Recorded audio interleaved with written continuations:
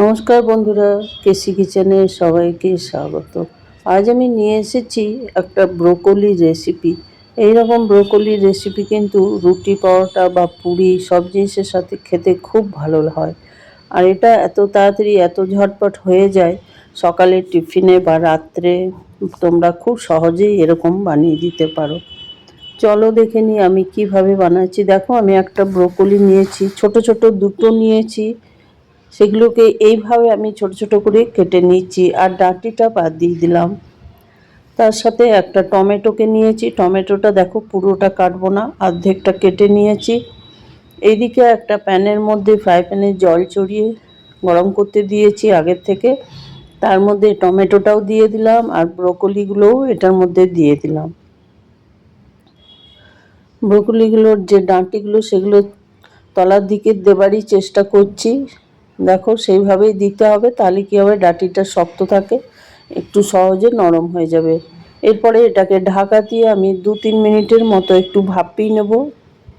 2-3 minute পরে দেখো ঢাকা খুলে দেখাচ্ছি, সমস্ত ব্রোকলিগুলো সেদ্ধ হয়ে গেছে, তার সাথে টমেটোটাও সেদ্ধ হয়ে গেছে। এরপরে আমি সমস্ত ব্রোকলিগুলোকে উঠিয়ে নেবো একটা বাটির মধ্যে। তোমরা তো ব্রোকলি রেসিপি অনেকে অনেক রকমভাবে খেয়ে থাকো, এইভাবে একদিন বানিয়ে দেখো, খুব ব্রেকফাস্টে বা ডিনারে খুবই ভালো লাগে খেতে। এরপরে দেখো সমস্ত ব্রোকলিগুলো আমি উঠিয়ে নিয়েছি। উঠিয়ে নেবার পরে ঠান্ডা জলে, আমার আলাদা ঠান্ডা জল ছিল না, সেই জন্য আমি বরফটা ভেঙে জলটা মধ্যে নর্মাল জল মিলিয়ে দেবো। বরফ জলের মধ্যে আমি এটাকে ডুবিয়ে নিলাম। ঠান্ডা জলে ডুবিয়ে নিলে কি হয়, এটার যে সবুজ রং সেটা ধরে রাখতে সাহায্য করে। এরপরে ওইদিকে ঠান্ডা জলে একটুখানি ভিজানো থাক, এইদিকে আমি মশলাটা করে নিই। ওই যে টমেটোটা আমি সেদ্ধ করতে দিয়েছি সেটা খোসা ছাড়িয়ে দিয়ে দিলাম। কিছুটা আদা, দুটো কাঁচা লঙ্কা আর কিছুটা ধনেপাতার ডাঁটিকে আমি ওইদিকে পেস্ট করে রেখে দিলাম। এরপরে ওই ফ্রাই প্যানটা আমি ধুয়ে পরিষ্কার করে চড়িয়ে দিলাম। এর মধ্যে আমি 2 চামচের মতো তেল দিয়ে দিলাম। তেলটা গরম হয়ে যাবার পরে ছোট চামচের হাফ চামচ আমি গোটা জিরে ফোড়ন দিয়ে দিলাম। গোটা জিরেটা ভালো করে একটু নেড়ে চেড়ে ভেজে নেব। তার আগে আমি দুটো এলাচকে থেতো করে দিয়ে দিলাম। এটার মধ্যে অন্য কোনো গরম মশলা দেব না, শুধু এলাচি দেব, তাহলেই কিন্তু এটা খেতে খুব ভালো লাগবে। এরপর দেখো পুরোটা আমি নেড়ে চেড়ে নিলাম, গরম মশলা আর গোটা জিরে। এরপরে আমি ওইদিকে যে মশলাটা পেস্ট করে রেখেছি সেই মশলাটা আমি এটার মধ্যে দিয়ে দিলাম। মশলাটা দিয়ে দেওয়ার পরে বেশ ভালো করে এটাকে একটু ভেজে নেব।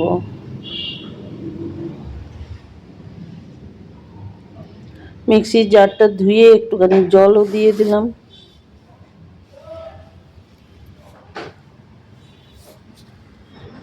জলটা দিয়ে দেওয়ার পরে সমানে কিন্তু এটাকে আমি নেড়ে যাব। এরপরে পরিমাণ মতো আমি নুন দিয়ে দিলাম। ব্রোকলিগুলো যখন আমি সেদ্ধ করেছি তখন কিন্তু আমি কোনো রকম নুন দিইনি। এরপরে আমি 1 চামচের মতো হলুদ দিয়ে দিলাম।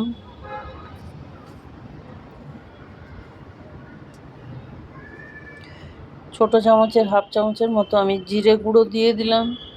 হাফ চামচ আমি ধনে গুঁড়ো দিয়ে দিলাম। তবে এটা ভীষণই কম মশলাতে হয়, তাহলেই কিন্তু খেতে ভীষণভাবে ভালো লাগবে। মশলাটা দিয়ে দেওয়ার পরে দেখো আমি ভালো করে এবারে কষিয়ে নেব।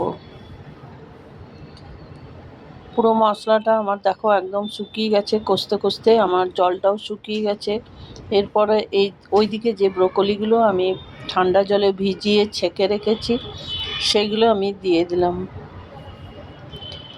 দেখো ব্রোকলিগুলো সেদ্ধ করার পরও কত সুন্দর সবুজ আছে, যেহেতু আমি বরফ ঠান্ডা জলে ভিজিয়ে রেখেছিলাম। এরপর মশলার মধ্যে ব্রোকলিগুলো বেশ কিছুক্ষণ ধরে একটু ভেজে নেবো বা কষিয়ে নেবো।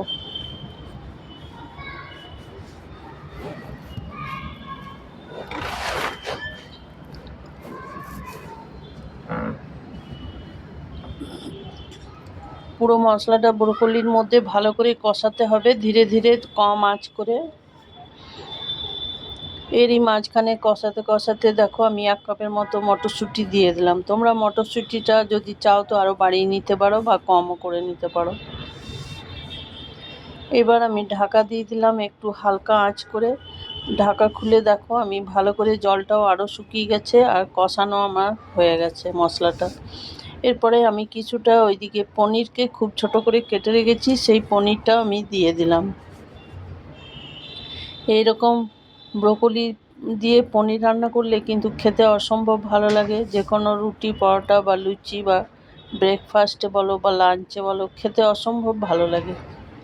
পনিরটা দিয়ে দেওয়ার পরে বেশ কিছুক্ষণ এটাকেও ভেজে নেবো মশলার সাথে আর ব্রোকলির সাথে।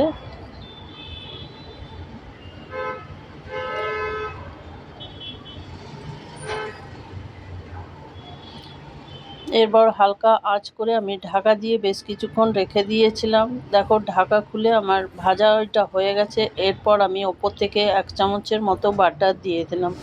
পনিরের যে কোনো রেসিপিতে কিন্তু বাটার দিলে টেস্ট ভীষণভাবে বেড়ে যায়।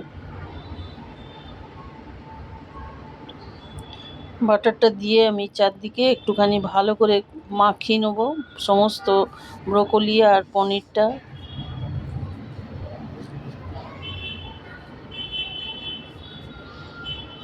এইভাবে তোমরা যদি একদিন বানাও, বানিয়ে দেখো, খেতে অসম্ভব ভালো লাগে। আর বাচ্চারা তো কফি বলো বা ব্রোকলি বলো সহজে খেতে চায় না, তাদেরকে যদি এইভাবে পনির দিয়ে বানিয়ে দাও তো খেতে তারাও কিন্তু একদম খেয়ে নেবে। এরপরে দেখো ভাজা আমার হয়ে গেছে। হয়ে যাওয়ার পর নামাবার কিছুক্ষণ আগে আমি কিছুটা গোলমরিচের গুঁড়ো ওপর থেকে ছড়িয়ে দিলাম। এটা বাচ্চাদের সন্ধ্যাবেলাতেও যদি বানিয়ে দাও তাও তারা খেয়ে নেবে। গোলমরিচটা ছড়িয়ে দেওয়ার পরে দেখো একটু নেড়ে চেড়ে নিলাম। তারপরে আমি গ্যাসটা বন্ধ করে দিয়ে ঢাকা দিয়ে বেশ কিছুক্ষণ রেখে দিয়েছিলাম। তারপরে ঢাকা খুলে আমি একটা বাটির মধ্যে উঠিয়ে সার্ভ করে দিলাম।